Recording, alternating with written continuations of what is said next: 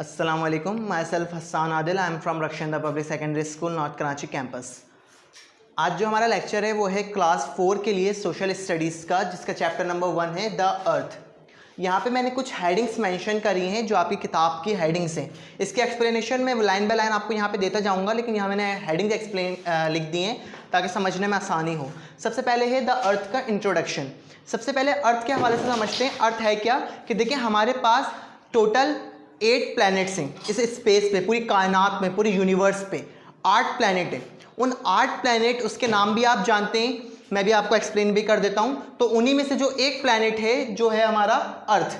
अगर आपको याद रखें, उसको याद करने का जो तरीका है वो ये तरीका है कि आपके पास 8 प्लैनेट है, उसका एक फ्रेज याद करें आप। उसका फ्रेज क्या है? My very educated mother just serve us nimko. यानी मैं यहाँ लिख भी देता हूँ कि my very educated mother just served us nimko.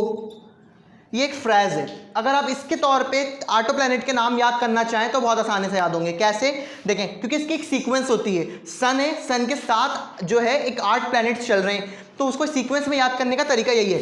M का मतलब होगा यहाँ पे मरकरी, तो मरकरी सबसे पहला प्लैनेट हो गया। यहाँ पे वी, पहले लेटर पे गौर करें बस। वी का मतलब है वीनस, तो वीनस सेकंड प्लैनेट हो गया। ई का मतलब होगा अर्थ, अर्थ थर्ड प्लैनेट हो गया। एम का मतलब है मार्स, मार्स फोर्थ प्लैनेट हो गया। जे का मतलब है जुपिटर, जुपिटर फिफ्थ प्लैनेट हो गया। एस का मतलब है सैटर्न, सैटर्न हमारा फिफ्थ वो हो गया, 6th प्लैनेट हो गया। यू का मतलब है यूरेनस, इसका मतलब ये हमारा 7th प्लैनेट हो गया। एन का मतलब है नेपट्यून, ये हमारा 8th प्लैनेट हो गया। तो इसकी सीक्वेंस भी याद हो गई, बस ये एक फ्रेज याद कर लें आप लोग। तो इसका मतलब हमें ये क्लियर हुआ कि जो ई है एजुकेटेड के लिए, ये अर्थ को रिप्रेजेंट कर रहा है। और अर्थ हमारा कौन सा प्लैनेट हो गया? फर्स्ट, सेकंड और थर्ड। तो अर्थ हमारा थर्ड प्लैनेट है सन के मुकाबले में। तो याद रखिएगा कि जो सबसे नियरेस्ट, अगर ये एमसीक्यूज भी बन सकता है कि सबसे नियरेस्ट प्लैनेट कौन सा है अर्थ से, तो आप बोलेंगे मरकरी। फिर सेकंड नियरेस्ट कौन सा है? आप बोलेंगे Venus. And the third near कौन सा है? वो है आपका अर्थ। अर्थ सबसे ज्यादा सुइटेबल प्लैनेट है जहां पे लाइफ जो है वो सरवाइव करती है। ये ना तो बहुत ज़्यादा गर्म होता है, ना ही बहुत ज़्यादा ठंडा, और ना ही बहुत ज़्यादा पॉइजनस होता है। ये वो वाहिद प्लैनेट है जहाँ पे लाइफ बहुत इजीली सरवाइव कर सकती है। जबकि दूसरे प्लैनेट्स पे देखें, या तो बहुत ज़्यादा ठंडे, या बहुत ज़्यादा गर्म है, या बहुत ज़्यादा पॉइजनस है। वहाँ पे किसी भी किस्म की लाइफ सरवाइव नहीं कर सकती। तो यहाँ पे हर किस्म की लाइफ सरवाइव कर सकती है। तो ये मैंने आपको अर्थ के हवाले से बता दिया। अच्छा, एस्ट्रोनॉट्स, एस्ट्रोनॉट्स कौन होते हैं? जिनको हम खला यानी स्पेस वगैरह पे भेजते हैं, जो वहाँ पे आके स्टडी करते हैं, तो उनको एस्ट्रोनॉट्स बोलते हैं। जब एस्ट्रोनॉट साइंटिस्ट जो थे वो हमारे स्पेस पे गए, तो उन्होंने खला से जाके जब दूर से हमारे प्लैनेट अर्थ को देखा, तो उन्होंने अर्थ का जो स्ट्रक्चर बताया, उन्होंने कहा तकरीबन ये अराउंड जो है राउंड शेप का होता है, यानी तकरीबन गोल शेप का होता है। कुछ लोग कहते हैं यार ये बॉल के जैसा दिखता है। नहीं, बॉल जैसा नहीं होता भाई, बॉल बिल्कुल राउंड होती है, सर्कल होती है। तो ये बॉल के जैसा हरगिज नहीं है, ये फ्लैट होता है अप से और डाउन से, यानी बॉटम और टॉप से जो होता है ये फ्लैट होता है। यानी जैसे इसको बिल्कुल ऐसे समझ लें जैसे एग होता है। अंडा देखें तो अंडा ऊपर से और नीचे से फ्लैट होता है। तो एस्ट्रोनॉट्स ने यही डिफाइन करा कि भाई इसका जो टॉप और बॉटम है वो फ्लैट होता है। तो इसका मतलब ये हरगिज राउंड नहीं होता, तकरीबन तो राउंड होता है लेकिन कंप्लीटली राउंड नहीं हो सकता। तो यानी कि ये बात हमें यहाँ पर क्लियर हो गई। अच्छा जी, अब याद रखिएगा साइंटिस्ट ने करा क्या। साइंटिस्ट ने इसके ऊपर कुछ इमेजिनरी लाइंस ड्रॉ कर दी।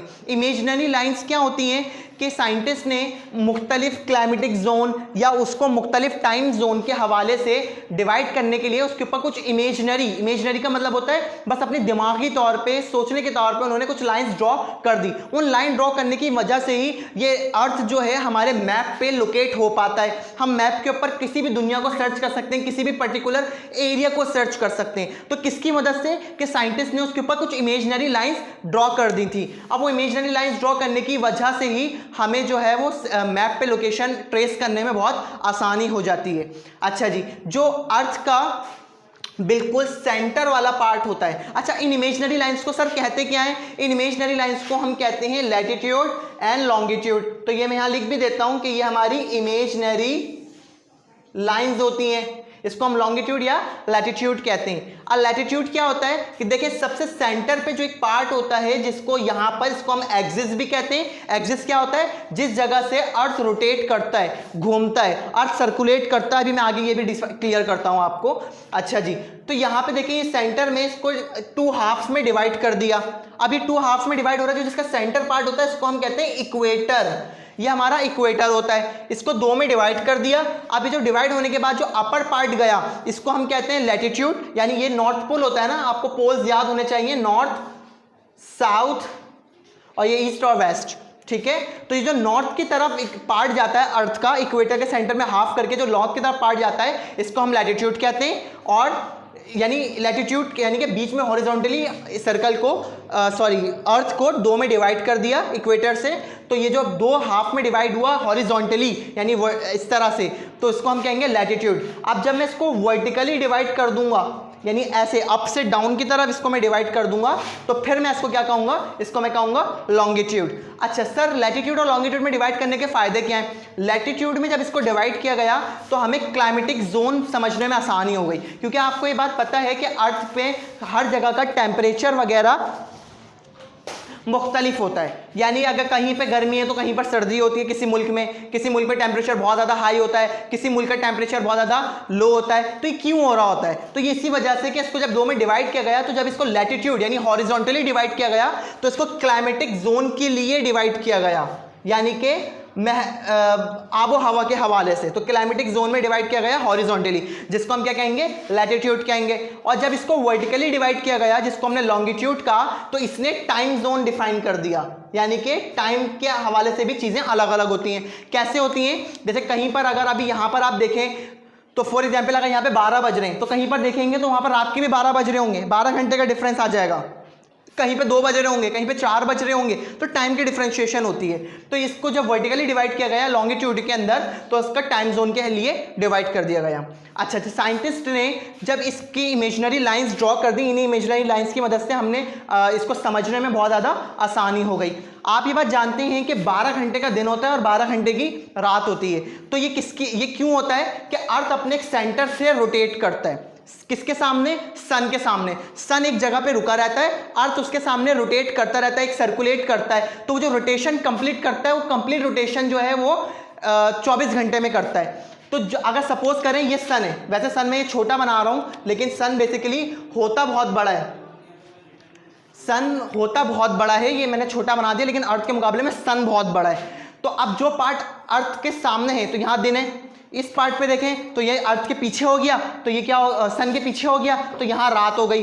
तो बेसिकली 12 ये फिर रोटेट करता रहता है। तो जो पार्ट सामने आता जाएगा वहाँ दिन होगा, जो पार्ट पीछे जाता जाएगा वहाँ रात होती चली जाएगी। तो 12 घंटे का दिन और 12 घंटे की रात, तो 12 + 12 = 24 आवर्स। तो 24 घंटे के अंदर एक साइकिल कंप्लीट होती है, जिसको हम कहते हैं एक दिन। अच्छा सर, सर्कल जो है, ये जो अर्थ है कंप्लीटली रोटेशन या कंप्लीटली साइकिल कब कंप्लीट करता है? तो याद रखिएगा वो कंप्लीट करता है 365 डेज के अंदर, यानी 365 दिन। तो 365 दिन कितने के बराबर होते हैं? 1 ईयर के बराबर होता है। यानी एक साल 365 दिन, यानी 365 दिन होगा कंप्लीट, तो ये जो अर्थ है वो कंप्लीट साइकिल करेगा।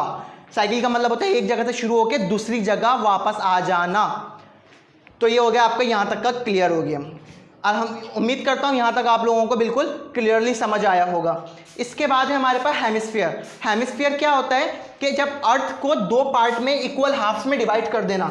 इक्वल हाफ्स का मतलब कि सेंटर से एक लाइन को काट देना, था आधा पार्ट ऊपर और आधा पार्ट नीचे। यानी एक स्फीयर है, एक गोल है, गोलाई की चीज़ है, उसको आधा ऊपर की तरफ काट दिया और आधा नीचे। इट जस्ट लाइक कि आपके पास एक ऑरेंज है, ऑरेंज को बीच में से काट दिया, तो आधा पार्ट ऊपर और आधा पार्ट नीचे। तो जो नॉर्थ की तरफ पार्ट गया उसको हम कहेंगे नॉर्थर्न हेमिस्फीयर, और जो साउथ की तरफ पार्ट गया उसको हम कहेंगे साउथर्न हेमिस्फीयर। तो हेमिस्फीयर बेसिकली 2 हो गए, तो ये नॉर्थर्न हेमिस्फीयर और ये साउथर्न हेमिस्फीयर। ये हो गया आपका हेमिस्फीयर क्लियर। तो हमने 3 हेडिंग क्लियर कर ली, introduction, latitude, longitude, hemisphere. And the third one we have Tropic of Cancer. Tropic of Cancer and Tropic of Capricorn. Tropic of Cancer and Tropic of Capricorn क्या होता है? देखिए, equator, हमारी life survive कहाँ करती है? इक्वेटर के पास जो पार्ट, इक्वेटर के के जो करीब की जगह होती है, यानी कि ये देखें ये जगह करीब की है, इसी तरह यहाँ पर भी देखें इक्वेटर की ये करीब की जगह, यहाँ किसी किस्म की ड्रामेटिक क्लाइमेटिक चेंजेस और टाइम जोन की चेंजेस नहीं आते। क्यों नहीं आते? क्योंकि ये अर्थ के सामने, तो देखें ये वाला पार्ट नजर आ रहा है ना आपको, अभी सेंटर पार्ट तो अर्थ के सामने होएगा ही नहीं, घूम रहा है इसके सामने, तो यहाँ पे किसी किस्म की लाइफ सर्वाइव ही नहीं करती, यानी कि यहाँ ड्रामेटिक चेंजेस ही नहीं आते, यानी कोई टेम्परेचर का चेंज नहीं आएगा, कोई टाइम का चेंज नहीं आएगा, सर्दी गर्मी का कोई फर्क नहीं पता चलता। तो इसी वजह से इस जगहों को हम इन जगहों को हम छोड़ देते हैं कि यहाँ पे कोई किस्म की लाइफ सर्वाइव ही नहीं करती, कोई ड्रामेटिक चेंजेस आता ही नहीं है। तो याद रखिएगा कि इन जगहों पे लाइफ सर्वाइव करती है। तो जो पार्ट नॉर्थ की तरफ चला गया, जिस जगह पे लाइफ सर्वाइव कर रही है, उसको हम कहेंगे ट्रॉपिक ऑफ कैंसर, यानी यहाँ पे लाइफ सर्वाइव कर रही है नॉर्थ की तरफ। इसी तरह ट्रॉपिक ऑफ कैप्रिकॉर्न में क्या होता है कि साउथर्न की तरफ जो पार्ट आया, जो लाइफ यहाँ सर्वाइव कर रही होगी, उसको हम कहेंगे ट्रॉपिक ऑफ कैप्रिकॉर्न। तो यानी जो लाइफ नॉर्थ की तरफ कट के गई, जहाँ यहाँ पे लाइफ सर्वाइव कर रही है, ट्रॉपिक ऑफ कैंसर, साउथ की तरफ जो कट के गया वहाँ पे लाइफ सर्वाइव कर रही है, ट्रॉपिक ऑफ कैप्रिकॉर्न। तो ये आपके दो पार्ट आ गए जहाँ पर लाइफ सर्वाइव करती है। यहाँ पे कोई ड्रामेटिक चेंजेस नहीं आते, यानी क्लाइमेटिक और टाइम जोन के हवाले से कोई चेंजेस नहीं होते, इसी वजह से यहाँ पे लाइफ सर्वाइव नहीं कर पाती। यहाँ लाइफ सर्वाइव करती है, उनके मैंने आपको नाम क्लियर कर दिए। उम्मीद करता हूँ यहाँ तक आप लोगों को चैप्टर बिल्कुल समझ आया होगा। अगर कहीं पे भी आपको कोई इश्यू हो तो वीडियो को 2 से 3 मरतबा ज़रूर देखिएगा, समझने की कोशिश कीजिएगा। उम्मीद करता हूँ इंशाल्लाह समझ आया होगा। और अगर समझ में नहीं आया हो तो आप हमें इनबॉक्स करके भी सवाल कर सकते हैं, और बुक से ज़रूर पढ़िएगा, जब तक बुक से नहीं पढ़ेंगे बिल्कुल क्लियर नहीं होगा। तो तब तक के लिए थैंक यू वेरी मच। अल्लाह हाफिज़।